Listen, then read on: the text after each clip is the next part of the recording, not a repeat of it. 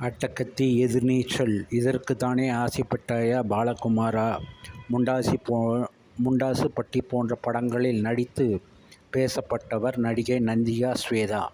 தற்போது தமிழ், தெலுங்கு மொழிகளைத் தாண்டி வெப் தொடர்களிலும் பிஸியாக நடித்து வருகிறார். தான் திரையுலகத்தில் முதலில் வரும்போது பல விமர்சனங்களை எதிர்கொண்டேன்.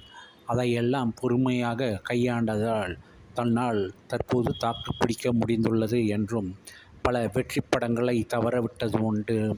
ஆனால் அதை பற்றி கவலைப்பட்டு கொண்டு எதிர்காலத்தை வீணடிக்கவில்லை என்று பாசிட்டிவாக பதிலளித்துள்ளார்.